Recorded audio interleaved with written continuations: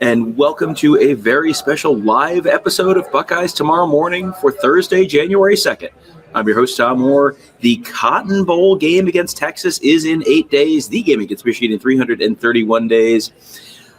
Oh boy, Ohio State started the 2025 calendar year with an absolute banger in the Rose Bowl. The Tournament of Roses parade theme for the day was Best Day Ever. And Kevin Noon for Ohio State and a whole lot of the Buckeyes, that felt pretty apropos. Yes, this was Cersei Lannister's best day ever. She chose violence, and Ohio State chose violence. Another tremendous first quarter start for Ohio State, coming off of the heels of the Tennessee game in the first round of the playoffs. Ohio State comes out in the first quarter and really just, I don't even think the score told the story. Ohio State scores on a couple of drives.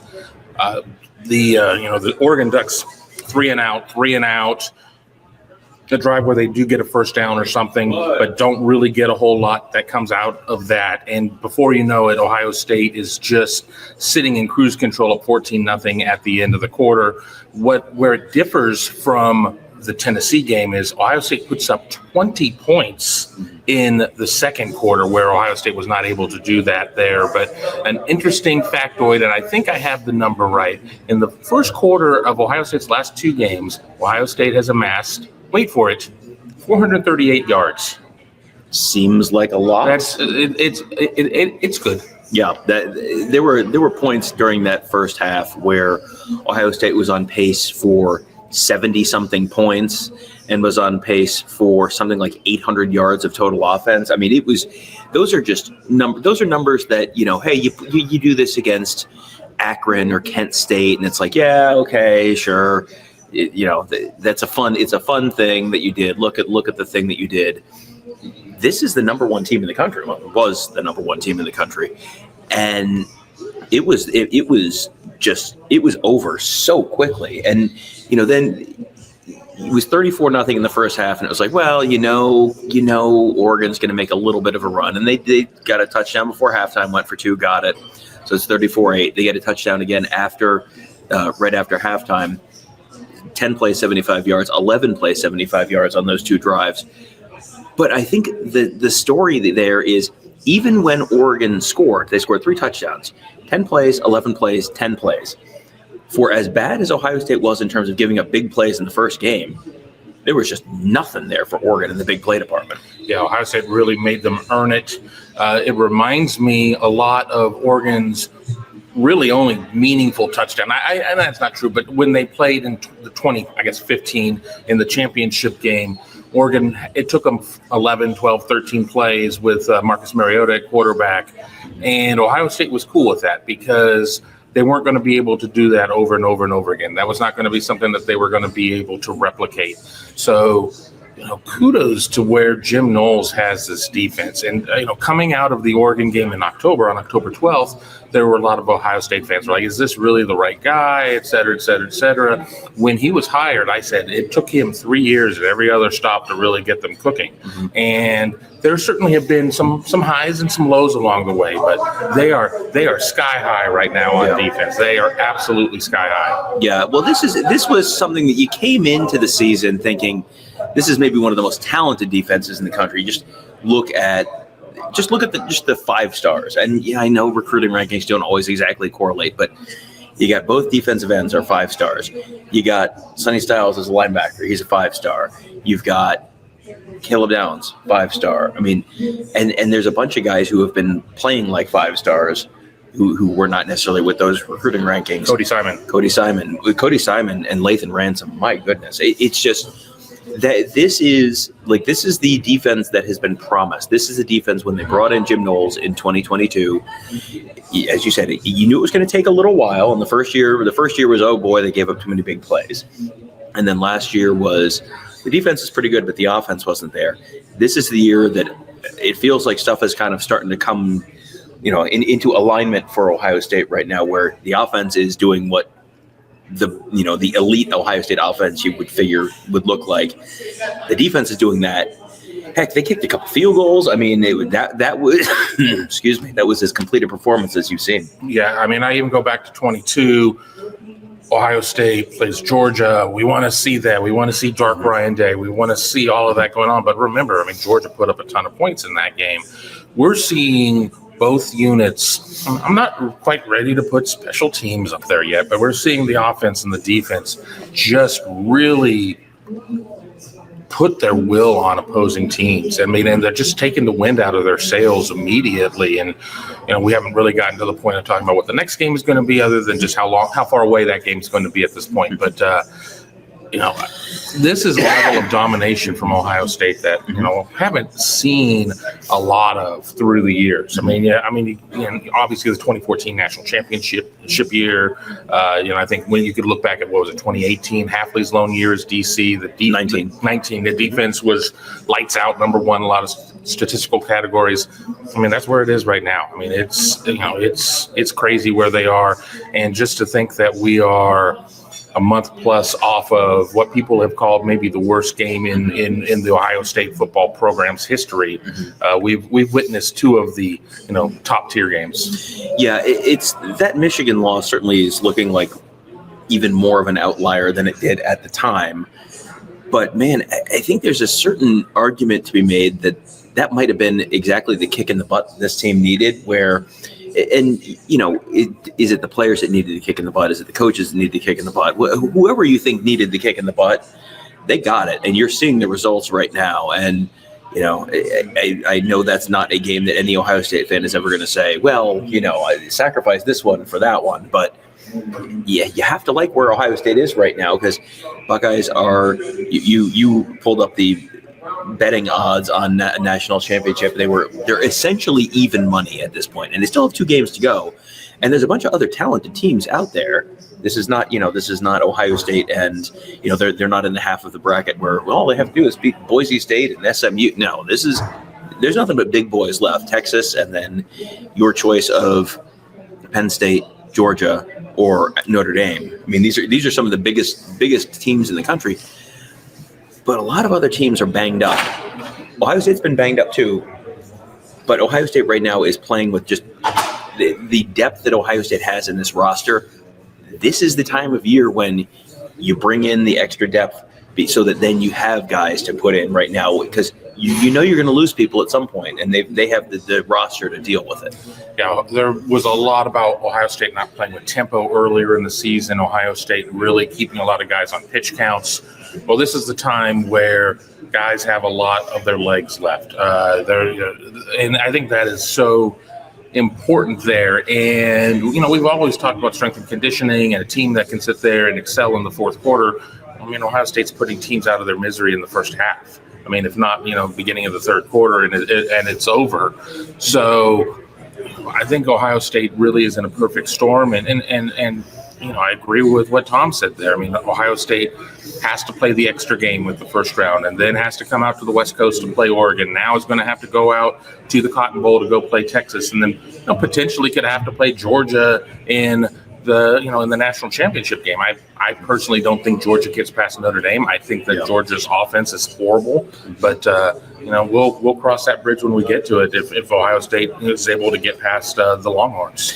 Yeah, and there's not a team right now. I mean, Notre Dame, we talked about Riley Mills being out on the earlier show, not the last show, the show before the last show, but after the first show. We've done a lot of shows tonight.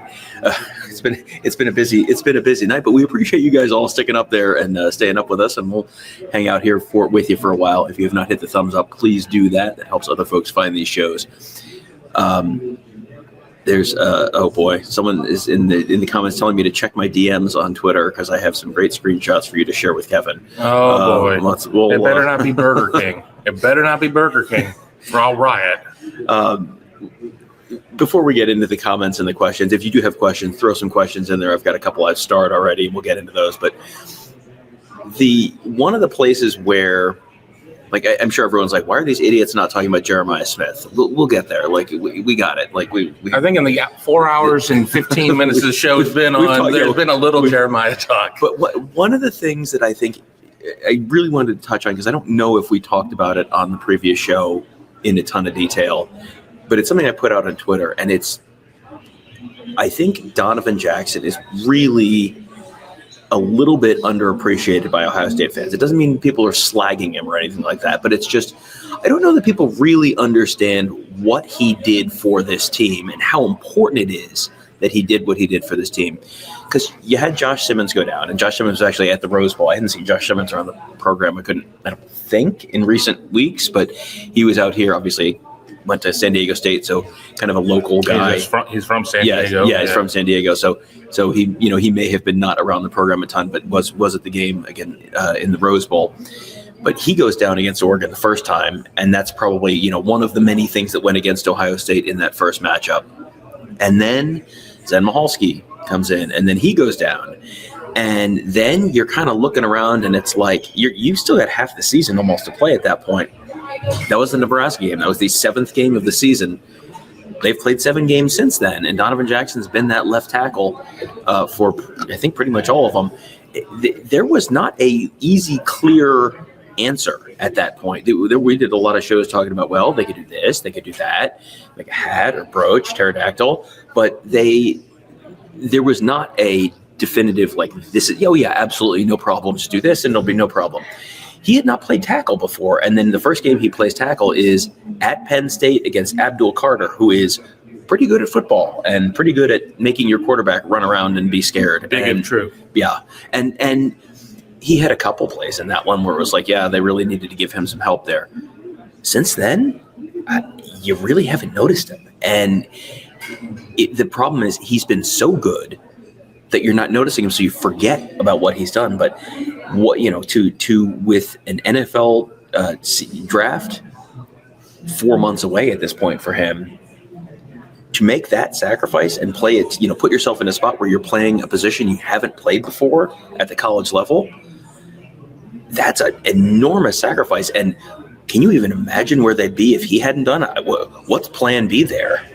It would have been really easy for him to screw up his draft status as well, because you move from being an All-American level guard to tackle a position you don't play, and then you muddy the waters, and you think, well, NFL front offices, they're smart enough to be able to, discern fact from, fluff. And no, we see dumb players get drafted all the time. We make not dumb, but just dumb decisions of drafting these players. So with what Donovan Jackson's been able to do and really just solidify that position has been incredible. And let's not forget, Ohio State went against James Pierce Jr. last round against Tennessee. Did a great job there. Ohio State went against Jordan Birch and Mateo Uyunglele. Uyunglele, yes. Yeah, I was close. I knew if I mumbled the end of it, I would be okay. And I think it's a testament to what Donovan Jackson's able to do. But I know that Justin Frye's been a bit of a whipping boy in terms of where fans see things. And this is not a pass for where recruiting is. I'm the first one to admit that recruiting has not been up to snuff, but the development's been pretty good. And I think that everybody can take a moment to appreciate that and then get back to being pissed off about recruiting. And again, I'm not here to call anybody the lunatic fringe. Yeah, no, I think it's very easy to go from one extreme to another. I mean, Ohio State loses to Michigan, and they're never going to win a football game ever again, and they should fire everyone. Shut the program down. Yeah, and then they beat Tennessee, and like 60% of the fan base is back on the bandwagon. And then tonight, I mean, I can't imagine, if there are Ohio State fans tonight, I mean, that is the lunatic friend who are upset. You're never getting yeah. If a Rose Bowl championship college football playoff win like that over the number one team in the country, where you're up 34-0 in the first half, if that's not good enough for you, you may just need to find a different hobby. Like, this college football may not be for you if that doesn't kind of move the needle. And obviously, the team is going to be the first ones to tell you, yeah, there's still work to do. No kidding. They're only halfway through.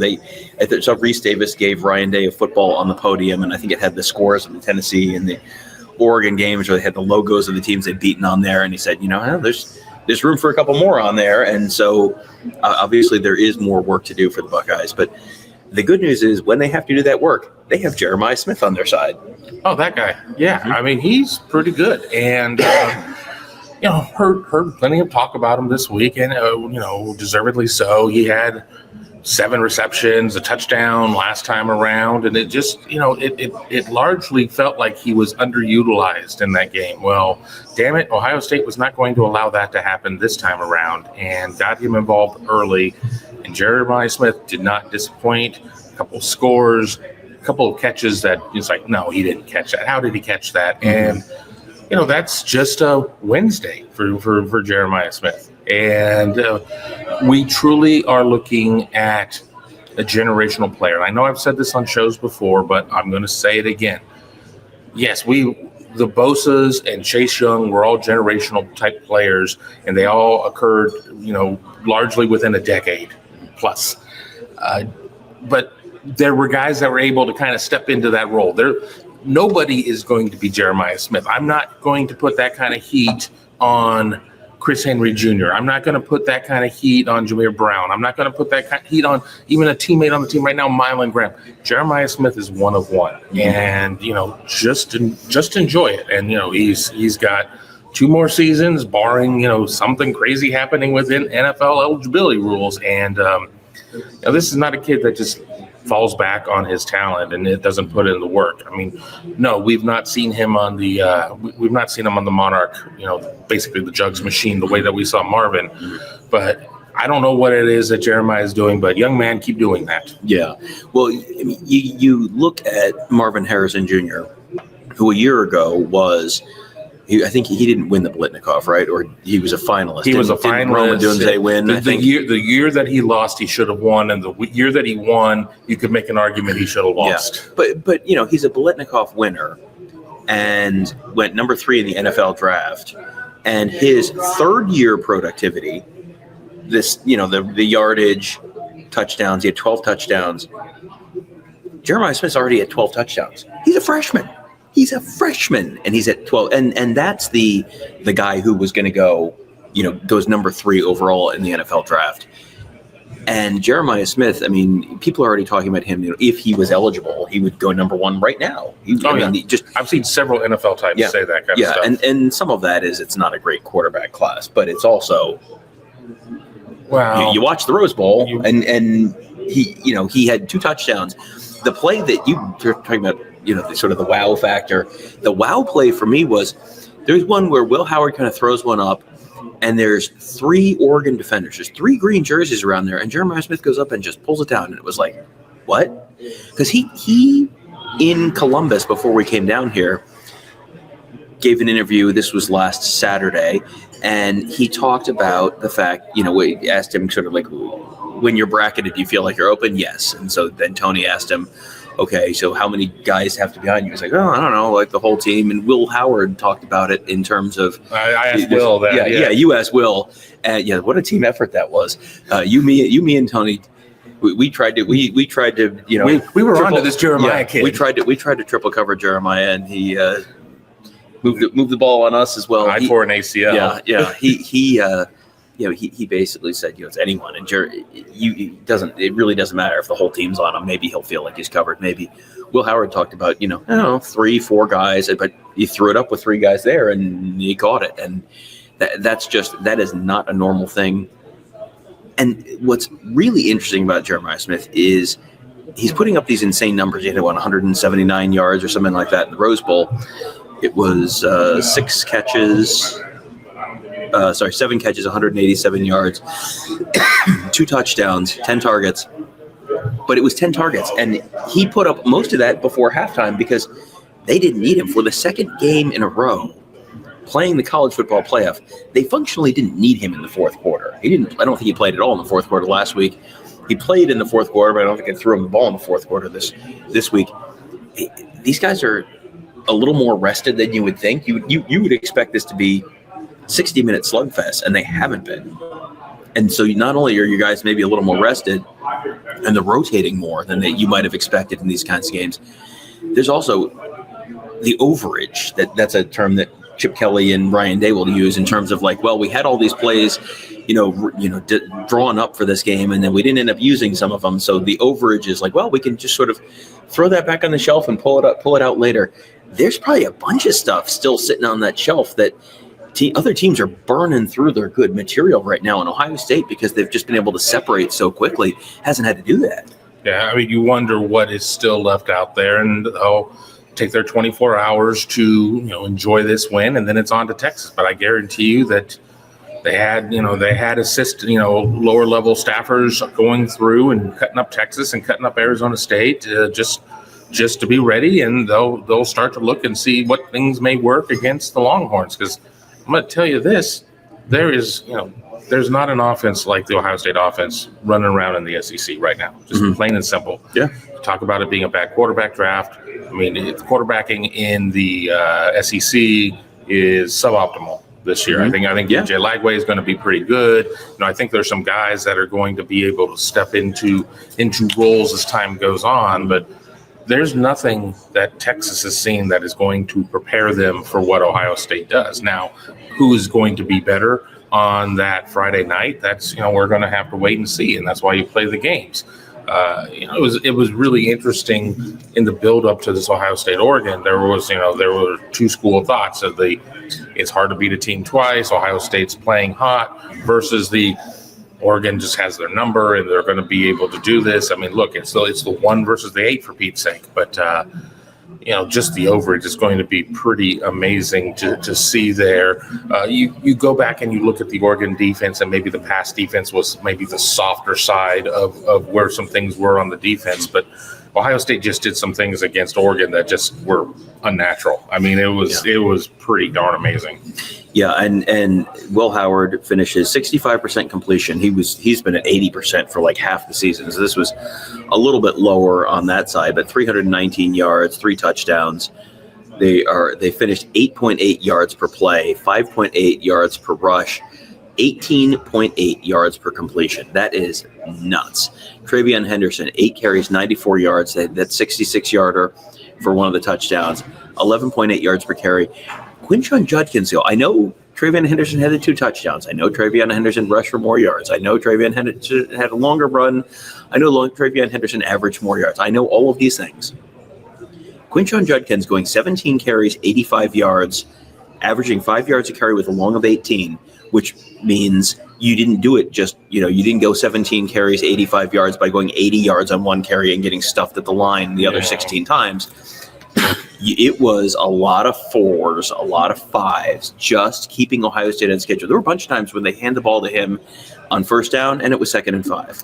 They hand the ball to him on 2nd and 8, and it would be 3rd and 3, kind of. It was just kind of keeping him on schedule. And they didn't have to run the ball a million times. They ran at 31, which is not, that's a decent number, but it's not like a crazy high number. But they only had 57 offensive plays. Yeah, but they were able to do this is what Ryan Day talks about, where balance isn't we do the same thing, we run it as many times as we pass it, and we get as many yards as one as another. It's the ability to just do whatever you want to do. That's what balance is, and they certainly had balance. They did, and I think I said in one of my pieces that I wanted to see Ohio State go at least 4.7 yards per carry for the game, or at least for the backs, because again, you can have your debates about sack-adjusted rushing yardage. Oregon rushed for minus 23 yards, but that's because Dylan Gabriel had minus 43 rushing yards, and that was largely because Ohio State's defense just smothered and overwhelmed them. So, that balance is important, and it really kept them off guard. And once again, like the Tennessee game, Ohio State came out, pass. It was all passing at the beginning, but they were able to move the chains, and 181 yards against a pretty good rush defense is very impressive. So you can go in and I'll start digging into the numbers for Texas probably on Friday and looking at things there. With Ohio State going for 156 against Tennessee and going 181 against Oregon, that's pretty impressive for what I'm seeing there. And if you're wondering what I'm doing off camera, I'm doing another one of those behind the scenes videos, just like what it's like to cover the Rose Bowl during the game. So you'll watch this, and then we'll edit together the podcast clip where we're talking about that. So that's what that is right now. So, all right. So done with that.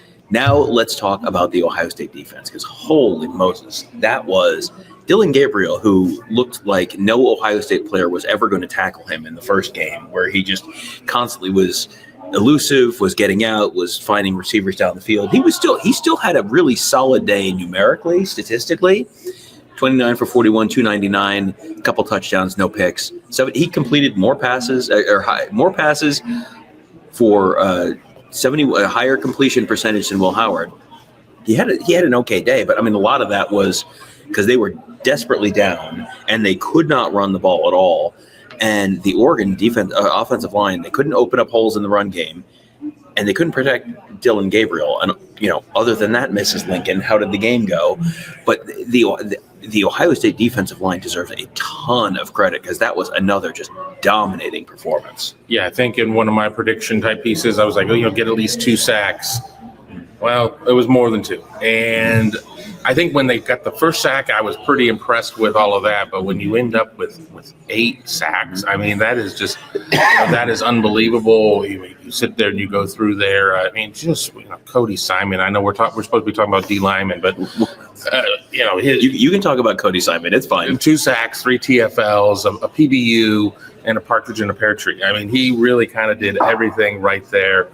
It was just a complete effort. I try to sit there and think of, where did Ohio State really have a breakdown? Because, yes, Ohio State gave up 21 points, but it wasn't effective like a real huge breakdown. Yeah, there were a couple of third downs that it would have been nice if they could have gotten Oregon off the field.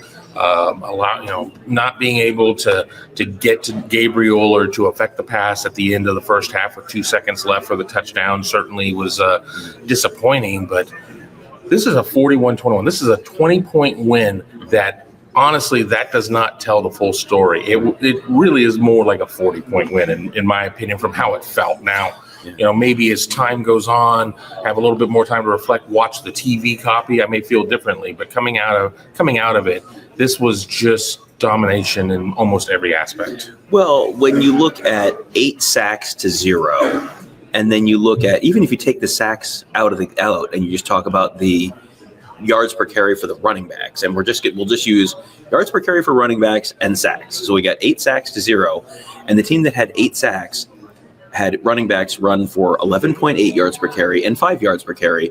The team that did not had running backs run for 2 and 0.5. That is, you got your faces caved in on the line of scrimmage on both sides of the ball, like period, full stop. There's lots of, it's easy to talk and it's fun to talk about Jeremiah Smith and it's fun to talk about Travion Henderson going 66 yards or whatever it is. You win the game in the trenches. And Ohio State dominated that game in the trenches. And I'm with you. I felt like as I was watching it, it feels like they're really winning the line of scrimmage. But I'm down on the field. I don't have a great view of that. That's like the worst thing for me to try and evaluate live during the game. So I do want to go back and watch that. I will try and probably do that Saturday or Thursday morning before we leave here. But that was Ohio State's defense just absolutely saying, nope, no thank you. You look at how easy the Ohio State touchdown drives were. It was just, okay, well, get the ball to Jeremiah Smith in space and he'll go do something. And touchdown, boom, easy peasy, no problem. Ohio State's touchdown drives, 3 plays, 75 yards, 3 plays, 53 yards. They had a 10-play, 63-yard field goal drive, 2 plays, 48 yards, 1 play, 66 yards. They had 4 touchdown drives that totaled 9 plays. Oregon did not have a touchdown drive of less than 10 plays. Oregon had to do everything on hard mode. Oregon was trying to climb uphill on black ice, and Ohio State's just kind of swooshing down the mountain effortlessly. That was I think that's the biggest takeaway I have from the Ohio State defense is just it just looks so hard. Even when teams score, it just looks like it's so hard to do anything effective against them. Well, one of my favorite memes out there, certain famous basketball players, and I took that personally. Mm-hmm. I think Ohio State on both sides of the ball took this personally and went out and just made it so difficult for Oregon all night. I mean, defense just really, boa constrictor and just choked the life out of Oregon. The offense was more of a pit viper with the quick strike and the poison. Boom, you're a goner at that point. It's it's unbelievable with just the precision that they were able to do things. And of course, I'm sitting too far away from the chat to read anything. No, it's nothing bad. I know, but somebody probably, I'm sure, has said at some point over the 4.5 hours, and where was this against Oregon the first time, or against Michigan, or hell, even against Nebraska, which was Ohio State's stinker of a win.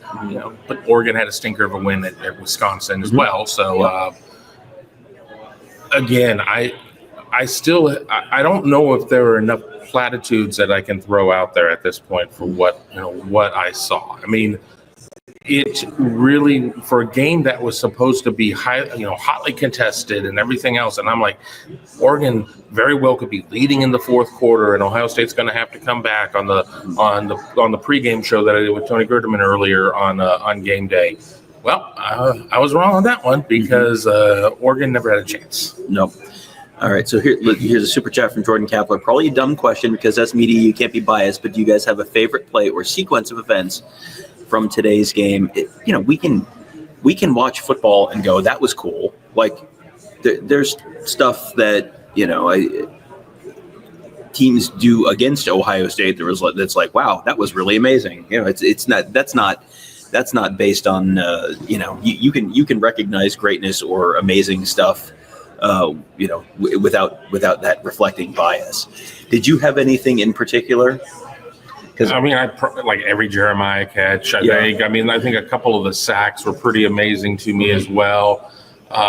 It's just really, in some ways, it was like you just savored every moment of watching a team go out and play good football. I mean, whether regardless of the team you cover, the team you don't cover, a team going out there and executing highly. But at other points too, it was kind of just a flash because Ohio State was just moving around so quickly. And I think Ohio State's start. I really think it just comes down to the start and being up 14-0 at the end of one, and just putting the vice grip on Oregon on the other side of the ball. Yeah, that was just the whole first half.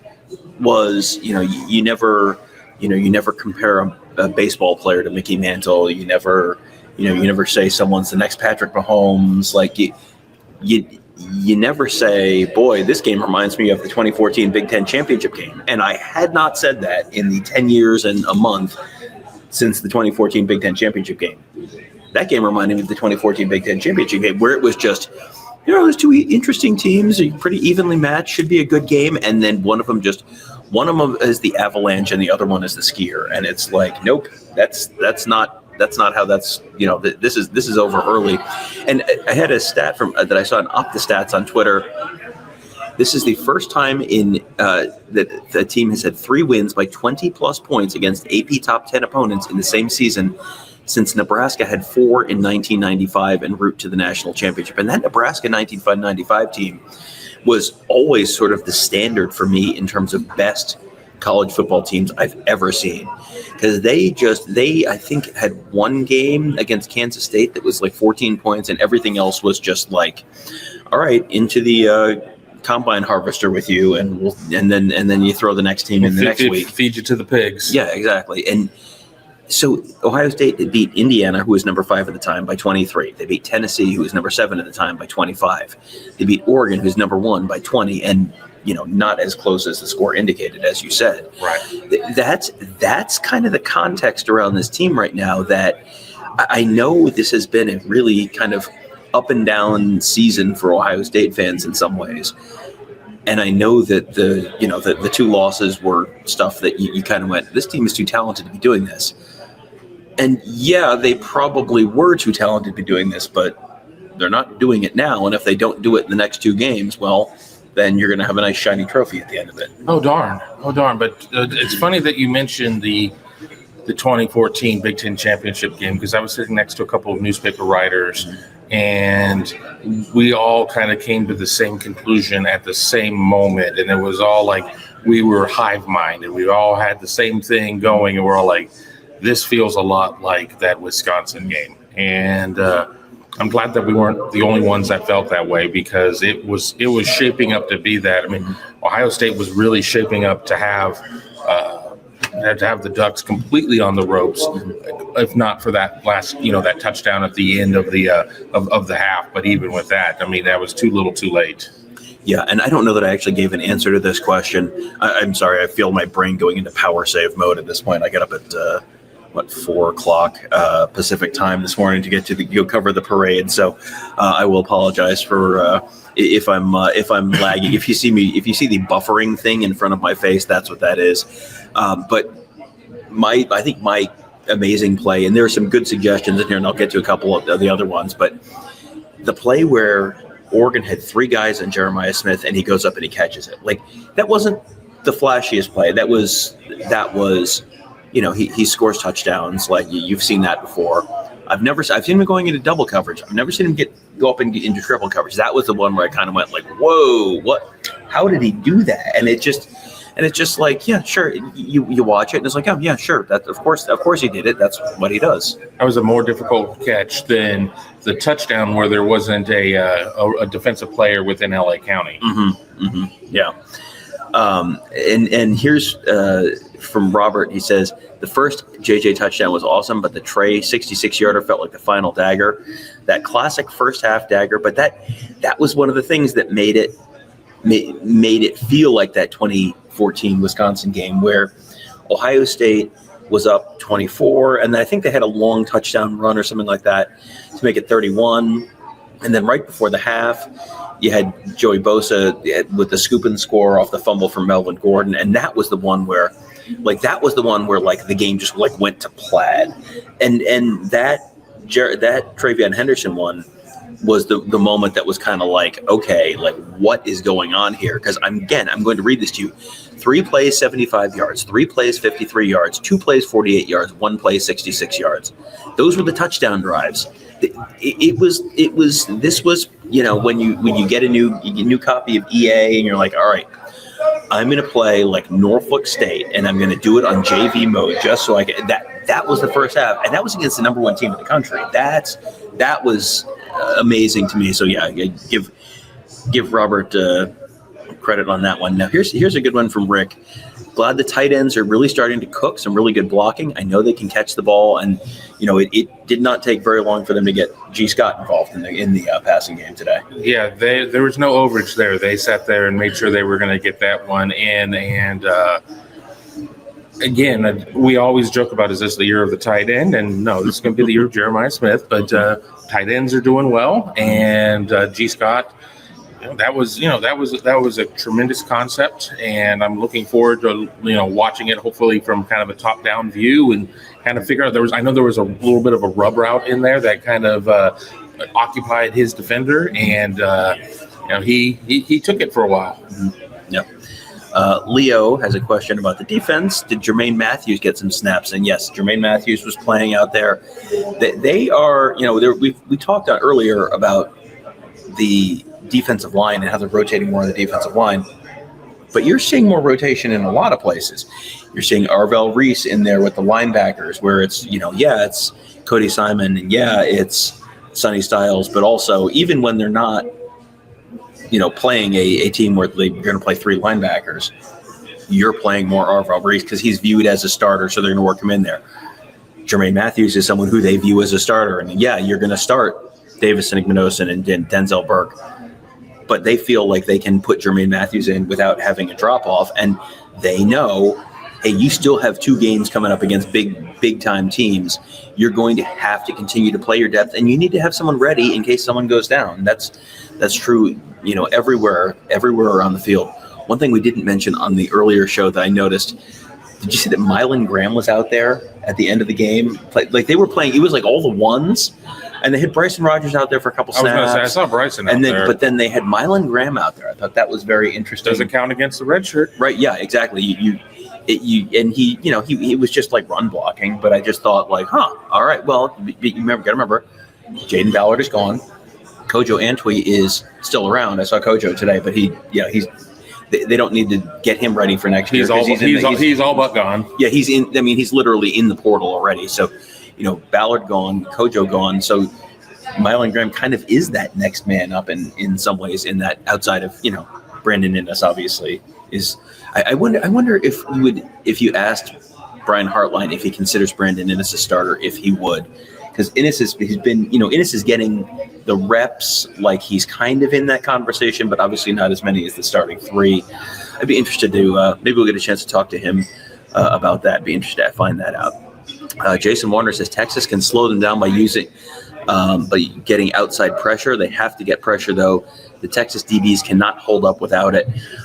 I have not watched. I assume you have probably not watched. I watched Texas A&M. I watched Texas OU. Okay, but I watched them both more from a fan standpoint and less from a critical standpoint. Mm-hmm. At no point did I necessarily think Ohio State was going to match up with Texas. So when I watched those games, I didn't watch it with a critical eye. I watched it with a cheeseburger and a cold brew. Yeah, I've had, it was, I think it was the Tennessee Arkansas game. I had sort of been passively watching it, and then we sat down to do that as a rewatch before the first round of the playoff, and I turned it on and I'm like, this all looks sort of vaguely familiar, but it's just sort of like you're passively consuming it, right. And then 90% of it has flown out of your brain 24 hours later. So yeah, I'm going to start probably watching Texas tomorrow. That might be my homework on the airplane on the way home tomorrow. We do also have, before that, we had to watch the Sugar Bowl. Goodness. Yeah, it's – and I don't know if we're going to get to watch the whole Sugar Bowl. We might get to watch part of it. Well, we're going to watch part of it on the plane, and then we get to Phoenix, and then we'll find somewhere, and hopefully we can watch it close to the gate or on our devices or whatever. So we'll do some Texas study coming up, but I think my sense for just about everyone in the country is you don't have as many good cornerbacks as Ohio State has wide receivers, just because who has three great cornerbacks? Like Carnell Tate is, the third wide receiver, and the Ohio State folks can't wait to tell you. The third one. Yeah, the Ohio State folks can't wait to tell you that he's not the third. They have 3 ones. But if you're viewing him as, well, he's the third of their number one wide receivers. Who has a cornerback as good as Carnell Tate as their third of their number one cornerbacks? I would submit that we have seen multiple pretty good teams the last couple of weeks who could not match up with that. And that, you'd have those. And if you do have those 3 cornerbacks, great. Can you match up with Travion Henderson and Quinshon Judkins? Because that's a different challenge. It's just, I think that the Texas defensive line is one of the best in the country, if not potentially the best in the country. But I think there's questions behind that, and I don't know. You're saying a lot of that too about Tennessee, though, as well. Mm-hmm. Yep. So we'll be able to give you a much more informed answer on Texas stuff, probably 24 to 48 hours from now. Doug Shepard says, Tom, and have you researched Texas yet? Not yet. We had talked about that on the earlier show, so no, we did not grind any Texas film on the media shuttle back from the Rose Bowl. Terry says, allegedly Tennessee had the best defensive line in the SEC. What's your thoughts on Texas's defense? Again, I mean, to be determined. Let us watch a little bit of tape on that one. That's just really, it's coming. I mean, because there's not a lot of time between these. It's a little bit more time than a standard game week. Instead of a 7-day cycle. I think it's a 10-day cycle or so, or it's a 9-day. It's on the game's on the 10th. So 9-day cycle, but a hair longer. But you had a lot of travel to deal with as well, as do we. Yep. So here's one from William Vance. Here's a thought: Ewers loses his last game with Texas to Ohio State, enters the portal, and wins his first start versus Texas the following year, because Ohio State, of course, opens with Texas next year. I don't think Ohio State's in the market for a number one quarterback in the portal. So. I think they've got their guy on the roster right now. I had seen him linked to Michigan State. That would make a ton of sense. Michigan State, if they don't think that, now I'm going to forget the name, Aiden Childs, who transferred from Oregon State with Jonathan Smith. If they don't think Aiden Childs is the answer there, you could see them bringing in someone like Quinn Ewers.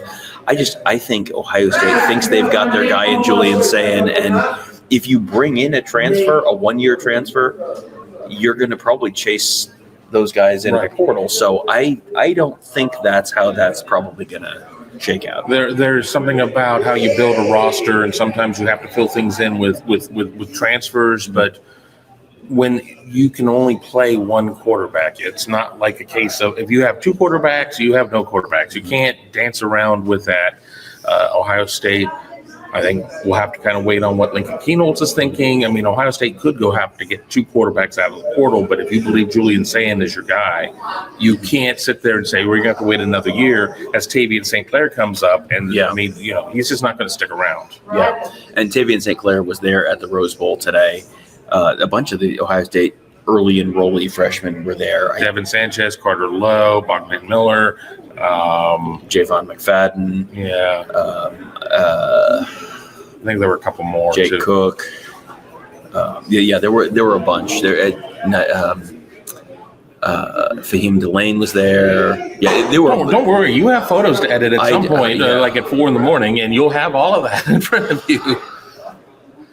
That's what you should do on the plane. This is not going to turn into a 24-hour workday, he said, trying to convince himself of that. Next up from Hardy Jens, can OSU handle the National Freshman of the Year? Boy, isn't that going to be a fun matchup? Because the Sean Alexander Freshman of the Year award went to Colin Simmons, a Texas linebacker, and everyone, Jeremiah Smith got asked about that last week, and it was kind of like, well, he's good, but you could see that being something that.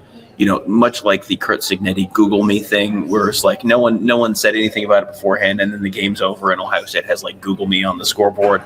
You could see that being something that comes up later if the game goes a certain way. I mean, through no fault of Colin Simmons' his own. I mean, it was just one of those things. But yeah. Yep. So here's one, and Gary Williams wants to know: has Will Howard played his way into the first round of the draft? You are much more NFL aligned than I am. This is going to be a pretty weak quarterback draft. I mean, obviously he's doing some things well. I don't know. He's not going to be there. I've seen a lot of top fives, and I question some of the names I've seen in the top fives there. I think he's playing his way up a little bit. So much of it's going to be dependent upon what he's able to do in Indianapolis at the Combine, at Ohio State during Pro Day. But there are some physical limitations as to what he is able to do. I mean, his deep ball is still a little inconsistent. Sometimes the velocity, he either goes rocket sauce on you and then throws it like right by you, or he feathers it too much. And, I think he's somebody that is going to get picked up, but I don't think it's a case of him being certainly not a day one draft pick. I mean, I think his best case scenario is toward the top half of day 2. Here's one from Chris and Brenda R. As a K-State fan, I will only cheer for OSU because Will Howard needs to beat Texas and get some redemption for 2023 and previous years. I will say the K-State note that I have from the end of the game was I have a picture, which Lord knows when I will get to edit that, but I have a picture of Will Howard and Kobe Savage, who both played together at Kansas State. They have had interacted a couple times. And during the first game in Eugene, Savage tackled Howard at the goal line, and Howard got up and just kind of tapped him on the chest. And I think you heard this kind of whoa, because it looked like he was hitting him or something, and it very clearly was a friendly thing. But it was kind of you can tell they get along. After the game tonight, Howard and Savage had it, came over, had a big hug. Talked for a few minutes. It was a nice, very clearly these are guys who respect each other, and each one got one this year. So, but yeah, I think Will Howard is someone who a lot of people are rooting for. He has at times this year been one of those guys who you look at, it's man, this is someone who just the Ohio State fan base is just built to love this exact kind of guy and kind of player. Well, I mean, he always wins the interview. I mean, he does a great job there, and he's gutty when he goes out there and plays. I mean, as Tom mentioned earlier in the show, has a lot of 80% passing games. I mean, it's crazy to think about where quarterbacking has gone in the last 10 plus years for Ohio State. Mm-hmm. A certain quarterback on a 4-letter network could have only dreamt of 80%. Mm-hmm. I mean, maybe dreamt of only 80 completions. So Will Howard certainly has captured the love of Buckeye Nation. Don't you dare go and lose one now, because we know that love is fickle. Yeah. But for now, all is well. Love is fickle. Luke is fickle as well. Wingman Ted says Trey's 66-yard run was more similar to a certain rush through the heart of the South to me. That was 10 years ago today, by the way, January 1st, 2015. That was the Ezekiel 85 yards through the heart of the South. That was the last time Ohio State beat the number one team in the country. Exactly. Earlier this year, they had a punt return touchdown for the first time in 10 years and one day. Now they have beaten the number one team in the nation for the first time in exactly 10 years. So that's a nice fun little factoid there for you. Jose Cruz Torres says thoughts on the possibility of a B1G final. So that would be Penn State has already advanced to the semis. They're going to play the winner of Georgia and Notre Dame. Ohio State, if they get through Texas, I mean, you could absolutely have an Ohio State Penn State final. I think, having seen a rematch now, we saw the rematch in 2019 where Ohio State clobbered Wisconsin in the regular season and then beat them not as badly in the Big Ten championship game. I think having seen this now where you got a very different result. It wasn't just like, here's this game and then here's the exact same game, but in a different stadium. Penn State has looked real good. I think Penn State probably comes into that game as like a 13-point underdog. Oh, yeah. It's Abdul Carter's dinged up. James Franklin didn't give a great answer about what his status may be moving forward. And tonight, Dennis Sutton looked like he might have gotten dinged a little bit. He might have been grabbing the hamstring at some point. And we talk about coaching kryptonite. Yeah. Ohio State is kryptonite to James Franklin, plain and simple. And now, obviously, people, every game is a game into itself, and you can't read too much into that. But Ohio State has owned James Franklin. Yeah, and James, Penn State has been a very good program that has never gotten over the hump to great. And James Franklin had a soundbite. Remember when he was talking about being elite and they're not elite? They're still not at that point. And that maybe they could get to that point. You're right at this point. You're 2 wins away from being elite. So get hot at the right time, but you're running into a team that's hotter. So yeah. So I think I think Ohio State would probably be fine with that. I don't think Penn State's the worst potential matchup over there. You know who else would be fine with that? Tony Petitti. Yeah. Oh, absolutely. Yeah. Yeah. And boy, if Texas was fortunate to escape. If Texas took double overtime, you're not that far away from Texas being out and Georgia maybe facing a difficult challenge against Notre Dame and the SEC being out even before the semis. Like that was a realistic possibility. You messed it up. Mika says, who do you think Penn State plays next? So that's the question is the Cotton Bowl? No. Sugar Bowl. Sugar Bowl, which has been delayed because of a very tragic situation in New Orleans. So that's Notre Dame and Georgia. My guess would be, and believe me, no one is more shocked at the fact that I'm saying these words out loud. My pick to win this major bowl game is Notre Dame because, well, I guess they're due. That's one thing. That's been 30 years. 30 years. They won the 1994 Cotton Bowl. That's the last time they won a major ball game. But that's. I think Georgia without Carson Beck. Not that Carson Beck was great, but just Georgia without Carson Beck and. It's somewhat limited skill talent. They really miss Brock Bowers. Brock Bowers. Oscar Delp is fantastic. I think he's a great tight end, but he's not Brock Bowers. Right. Yeah. It's Brock Bowers was, Brock Bowers is like the first round draft pick, immediate NFL impact guy. Oscar Delp's a good tight end. It's kind of a different thing. And I'm going to be interested to see how Georgia goes about things with their offense, because I think there was a theory that they might throw someone else in at quarterback, that they throw Jaden Rashada. They might throw Jaden Rashada in at quarterback, the younger guy who's probably a better passer than Gunnar Stockton. Gunnar Stockton. So, well, they I'm not convinced they're going to be able to throw. yeah. They haven't been able to run all year. Mm-hmm. How exactly are they going to win this? And they've got a tremendous defensive front. But Notre Dame has been able to run the ball really against all comers. Mm-hmm. I think that Notre Dame wins the game by a couple scores. And I know that that's sacrilege to say about the mighty, mighty SEC. Kirk Herbstreit's going to kick my ass, everything else. But I know picking Notre Dame in a big game is kind of sacrilege. Mm-hmm. But, well, here we are at, the 5-hour mark. At the 5-hour mark. And the numbers, I'm I was going to say, I guess nobody has to go to work tomorrow.